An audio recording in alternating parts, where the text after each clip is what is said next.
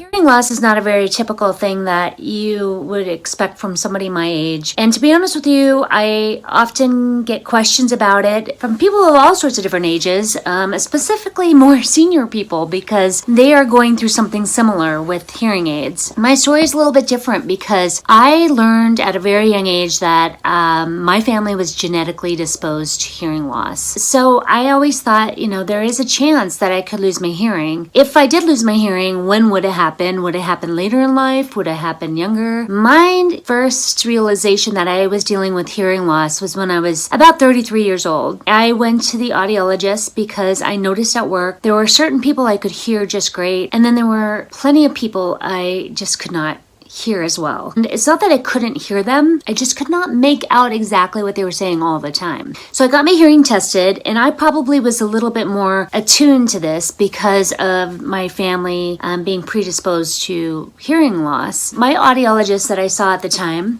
told me that actually most of my tones were in the normal range. The type of loss that I have was a bell curve. Typically when people lose their hearing as they age, it becomes more of a slant. Like they have certain tones and then they lose a lot of the other ones.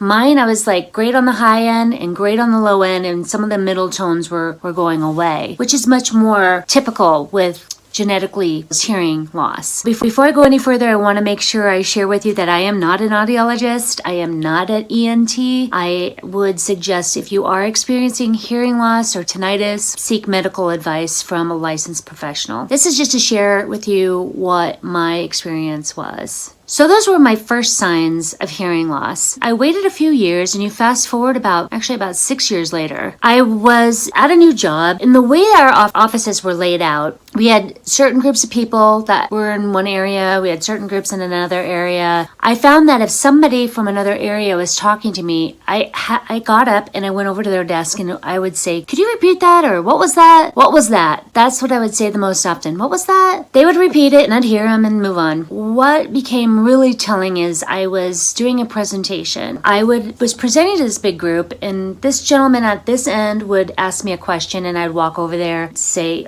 "What was that?" And he would answer.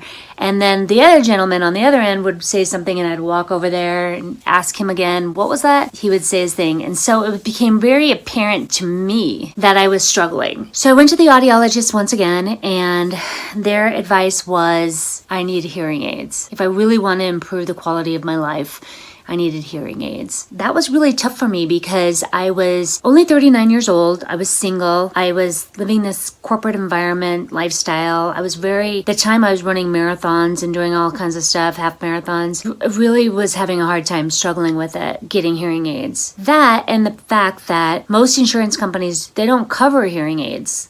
I was going to have to pay out of pocket, and which is exactly what I did. My first hearing aids the two together were $6,000. I'll probably go into a hearing aid review with you later. I didn't share with many people that I had them, and it was a really huge change in my life that I didn't even realize how significant it would be. You don't know what you're missing because you can't hear it. I could hear how loud my fridge was. I could hear people down the hall saying things. So it was a game changer for me to get hearing aids. Your brain has to relearn how to hear these sounds. So if any of you are out there and you're getting hearing aids now for the first time, you'll know that to get your brain up to speed on what all these new sounds are, you become overwhelmed with all of these sounds all the time. Because of that, it really deters a lot of people from wearing them. I couldn't wear mine in social settings for the longest time because if I went into a restaurant, people sitting behind me, across from me, the baby across the room screaming, the fans, the cooking utensils, everything was like amplified in a way that I was not ready to process it. So I had to ease into it. I took baby steps. I wore them at work. I didn't wear them to the gym because it was too loud with background music and stuff. And I didn't wear them into the bars or restaurants like that because I didn't need to wear them there because so many people amplify their voices in those settings. So I became used to them and used to hearing those sounds as well. One of the biggest things for me was sharing with other people that I had hearing aids. My very first set of hearing aids were way in my ear canal and you could not see them especially, I mean, obviously with my hair down. Even now, with the ones I have, you can't really see them forward facing. You can if I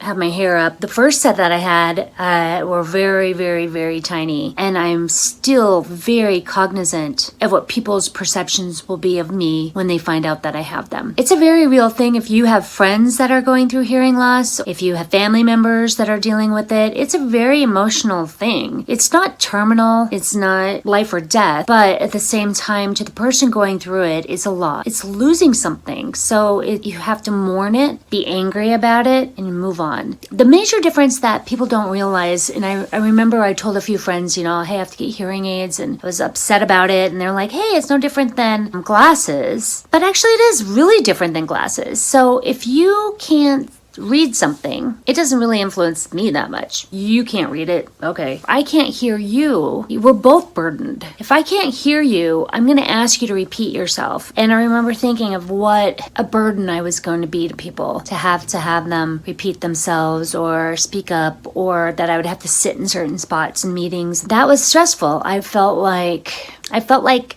crawling in a hole for a little while and just not even acknowledging it, not going out and not seeing anyone. Now I'm totally different. I out and about as much as anybody. I travel, I go kayaking, I do it all. You learn to adjust. It's like anything in your life, you learn to adjust. It does take some time, and it is okay to be angry about it and sad about it. It's also wonderful to acknowledge it. Celebrate the fact that there is opportunity for you to hear again via hearing aids or whatever you choose. Hopefully there will be medical advances down the road. I am not privy to any situation that would actually help me right now that I know of.